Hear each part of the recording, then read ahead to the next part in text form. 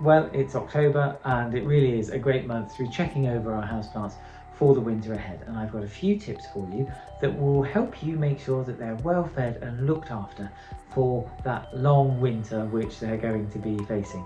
And we have to bear in mind that most houseplants, although we call them houseplants, really come from warmer countries where they would not be suffering the kind of grey drizzle that we'll be expecting. So the first thing I want to share with you are two staples of our breakfast which will also provide nourishment for houseplants. Now the first one is the humble egg. Now whether you scramble these or hard boil them, keep these shells. What you can do is put them in the oven to make sure they're well dried, and once they've been dried out you can then crush them down with a pestle or mortar or with the back of a spoon in a bowl until you get like a fine granule like paste.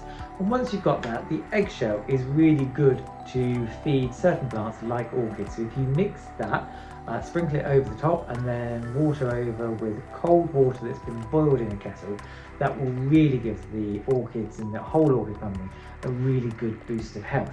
Now, if you happen to eat bananas for breakfast, what you can do is keep that skin, pop it in a jug of water like I have here, let it rest in there for about 48 hours until the water begins to turn a little bit brown. And what will be happening is the potassium-rich banana skin will be infusing the water with potassium, which is really good for the roots of all houseplants. And you can then water that on maybe once, twice a month maximum.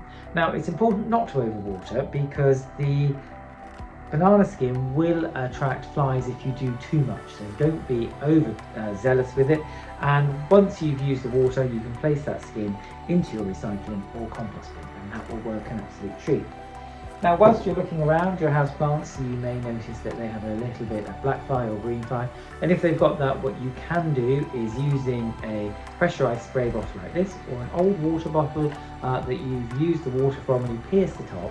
Fill that with fresh mint and water, let that rest for 2 or 3 days, and then drizzle that over the foliage of your houseplants. So if you're going to do that, put it in the bath or a sink so that you don't get everything wet, and do that 2 or 3 times a week until the pests have cleared up, and that will really help. And it will make a really good kind of antibacterial, anti-insecticide spray for your plants.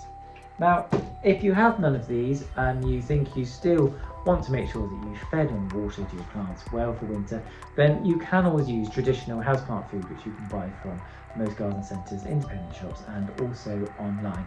And just mix that according to the quantities on the back, and only feed with this maybe once a month maximum over October, November.